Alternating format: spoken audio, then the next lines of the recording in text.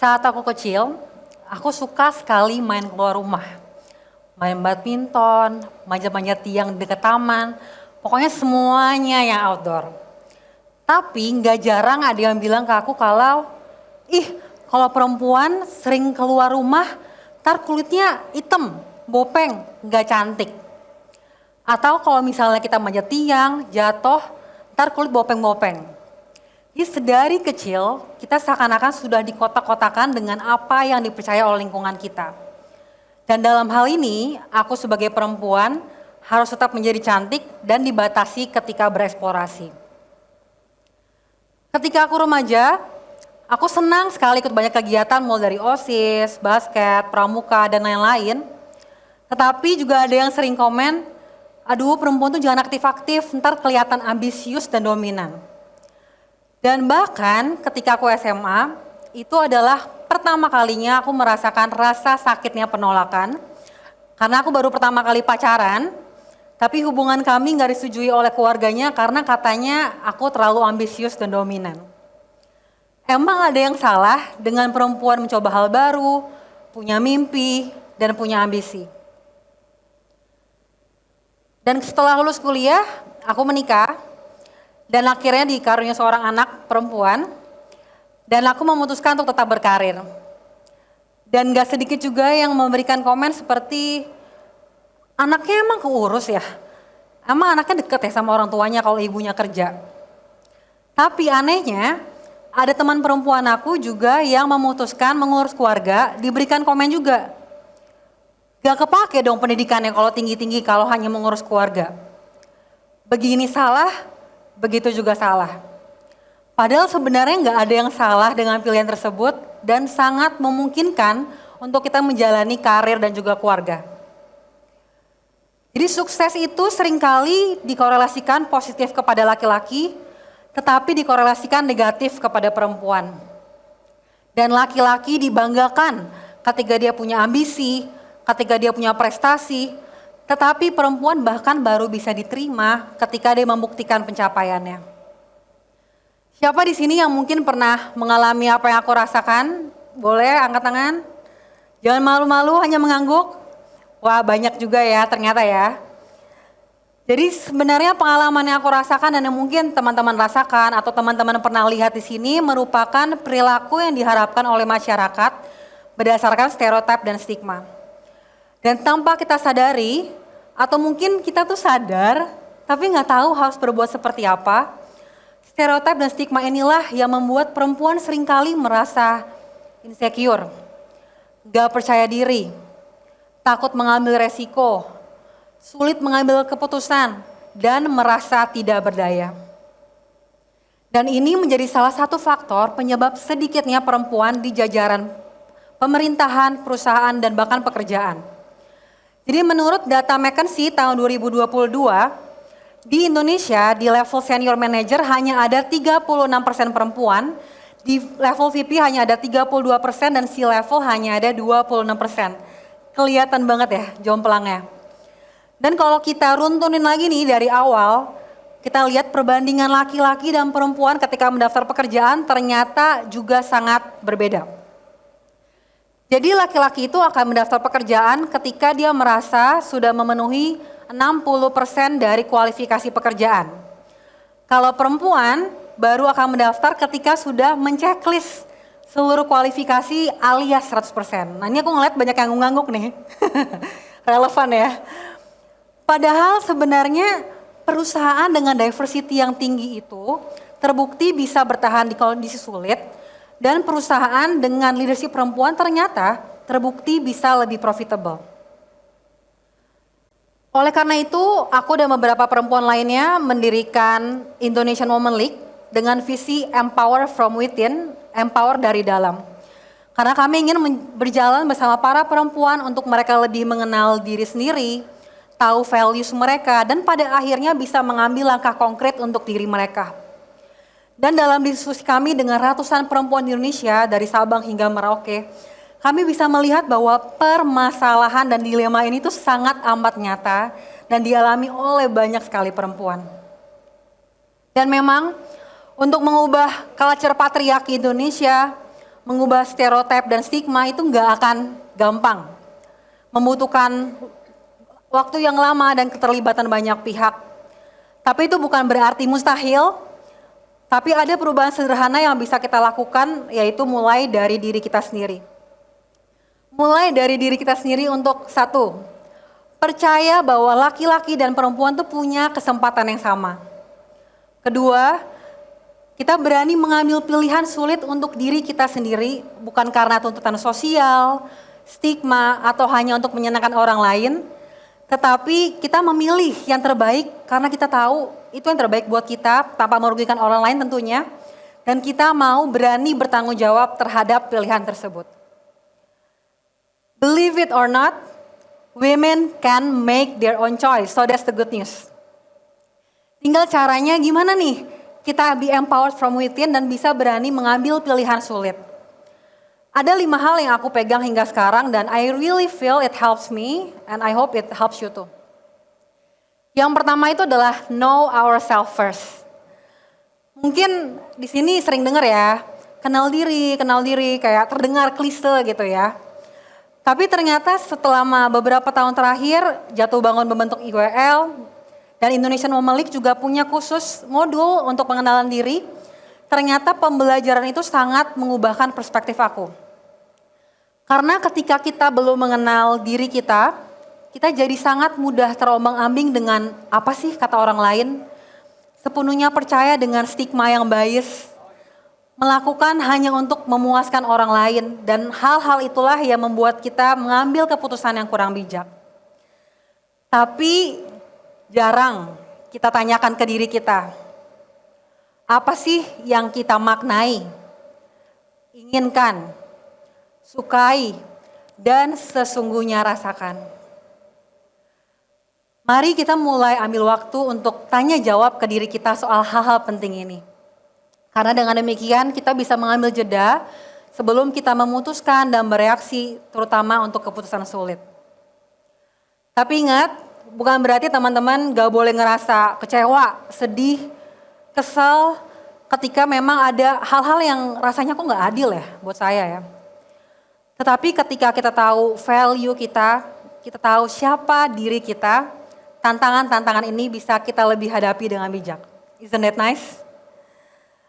Jadi mari kita mau mengganti perspektif dari aku gak tahu siapa aku gak tahu aku mau apa, menjadi I will start learning about myself more and hearing my own thoughts. Yang kedua itu adalah stop playing victim. Jadi dengan stigma dan stereotip yang memang terbangun cukup lama ya, itu cenderung membuat kita percaya kalau memang perempuan dan laki-laki gak punya kesempatan yang sama. Kita menyalahkan sistem, kita menyalahkan diri sendiri, contoh seperti, ya aku mah gak keterima kerja karena aku perempuan. Udahlah gak usah S2, tinggi-tinggi, toh nanti ngurus anak, and all other excuses. Kita menyalahkan sistem, menyalahkan stigma, menyalahkan diri sendiri, dan justru itu yang buat kita jalan di tempat. So if we want to be treated equally, we must believe that we are equal and we deserve to be treated the same. Pertama-tama kita harus tahu dulu self-worth kita menghargai diri kita dengan self-love, dengan pride, dan kembali lagi know ourselves. Jadi stop menyalahkan sistem, stop menyalahkan diri sendiri, dan lebih dengar diri kita. Karena again, we cannot control how people see us, but we can control how we respond to them. Jadi kita bisa mengganti perspektif dari, ya udahlah aku perempuan gak bisa ngapa-ngapain, menjadi I will focus on my own life compared to what I cannot control. Yang ketiga adalah feel the fear and do it anyway. Jadi teringat dulu pas aku SMA, itu adalah pertama kalinya aku mencoba jualan baju. Waktu itu masih pakai handphone jadul, dibuat grup nih, grup-grup teman-teman dan jualan. Kalau ditanya, takut gak sih gak laku gitu ya? Oh takut banget, apalagi waktu itu SMA ya, pubertas kan, jadi takut banget dijudge sama teman-teman sekitar. Tapi kalau saat itu aku gak mengambil langkah tersebut, aku mungkin gak akan pernah merasa puas kalau aku tuh mandiri secara finansial. Dan ini adalah foto pertama kali aku pitching mengenai Indonesian Women League ke beberapa teman perempuan. Dan gak semua menerima, ada juga yang bilang, lu siapa buat komunitas, emang gak ada kerjaan apa? Tapi bila saat itu aku gak mengambil keputusan ini, mungkin aku gak akan pernah belajar cara membuat organisasi. Aku gak akan pernah berkesempatan bertemu dengan ratusan perempuan yang sangat inspiratif dan hebat. Dan aku mungkin gak akan pernah punya kesempatan untuk membagikan apa yang aku rasakan dan alami di sini. Jadi 2 hal teman-teman yang aku selalu ingat kalau aku mau ambil resiko. Yang pertama, jangan berpikir kejauhan dulu. Jadi ada satu menti aku di Indonesian Women League cerita, dia bilang, Kak aku tuh suka banget nih kerja lapangan, pengen banget kerja lapangan tapi aku takut karena nanti anak aku terbengkalai. Padahal dia belum nikah dan belum punya anak. Jadi kadang-kadang kita berpikir terlalu jauh ke depan dengan segala kemungkinan yang belum tentu terjadi. Dan kalau kita menjalaninya juga mungkin akan ada jalan-jalan yang memungkinkan kita kok untuk menjalani hal tersebut. Dan yang kedua itu adalah percaya diri aja. Bukan percaya diri bahwa kita 100% akan berhasil ya. Tapi percaya diri bahwa kita akan baik-baik saja kalau kita gagal. Malahan mental kita akan lebih kuat, kita akan tahu kapasitas kita. Dan kita bisa belajar dari keberhasilan, pengalaman yang gak pasti, dan kegagalan sekalipun. Jadi seperti apa kata psikolog Susan Jeffer di bukunya, feel the fear and do it anyway. Jadi mari kita mengganti perspektif dari, udahlah aku pasti gagal, pasti. Menjadi, aku akan berjuang yang terbaik supaya aku bisa memperbesar kesempatan aku untuk berhasil. Yang keempat adalah challenge status quo. Jadi seringkali ketika diperhadapkan dalam situasi sulit, seperti karir atau keluarga ya, perempuan boleh gak sih solo traveling, perlu gak sih S2, dan all those questions yang mencoba melimitasi kapasitas kita sebagai perempuan, kita bisa pertama-tama challenge the status quo. Artinya adalah mempertanyakan yang sudah lama ada, dengan berpikir lebih kritis dan bertanya why and why not. Contoh dalam karir dan keluarga, kita bisa bertanya, mengapa perempuan tidak boleh karir dan keluarga ya? Kalau aku mau berkarir, kira-kira hal-hal apa nih yang bisa aku lakukan? Support system seperti apa? Atau mungkin pasangan seperti apa? Perusahaan dan tipe pekerjaan seperti apa?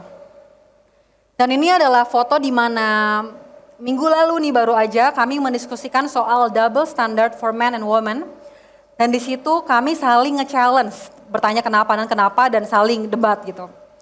Karena dengan bertanya mengapa ke diri kita maupun ke sesama, itu sangat membantu kita untuk nge-challenge asumsi, bias, dan limitasi yang kita punya dan bisa memberikan kita pandangan baru terhadap kesempatan yang belum kita pikirkan sebelumnya. Jadi jangan takut untuk mempertanyakan yang sudah lama ada, karena yang lama belum tentu benar teman-teman. Jadi mari kita mengganti perspektif dari I believe what my parents used to tell me. Aku hanya percaya aja lah. Menjadi aku mau berpikir lebih kritis sebelum aku memutuskan. Yang terakhir adalah find the right support system. Jadi aku dibesarkan di keluarga dengan privilege di mana aku bisa mencoba hal baru, bereksplorasi. Bahkan mamaku selalu bilang bahwa perempuan itu harus mandiri, harus berpenghasilan. Jadi kita harus berpendidikan dan punya kemampuan. Oleh karena itu, Indonesian Women League dibentuk agar lebih banyak perempuan bisa merasakan privilege yang sama dengan menghadirkan safe place buat mereka bereksplorasi dan berinteraksi.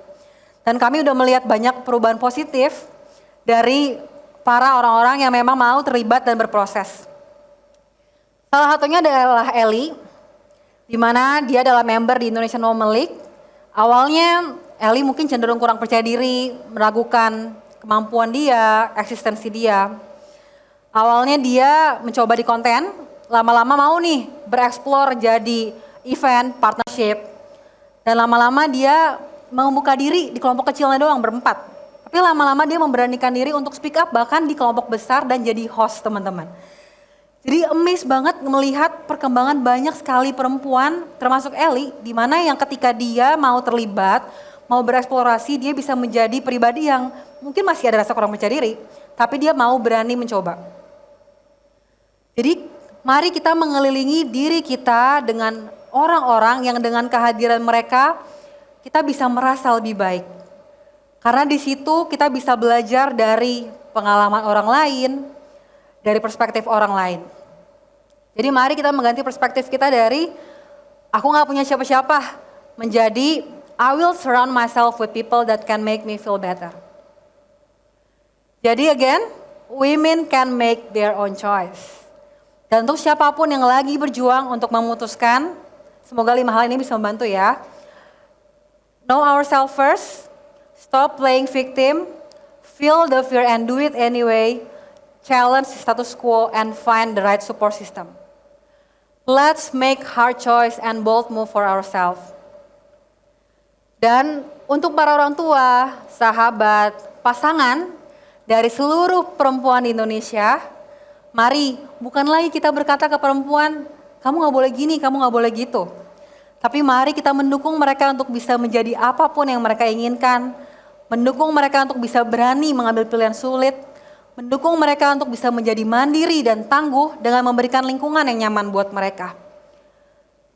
Kita sekarang selalu berkata bahwa di balik laki-laki hebat ada perempuan dengan hebat. Tetapi dengan perubahan sederhana ini, aku dengan bangga berkata bahwa kita bisa berkata, di balik keberhasilan pemerintahan, perusahaan dan rumah tangga, ada perempuan hebat berperan. So I hope the world can be a better place for us and for our next generation to live. Thank you.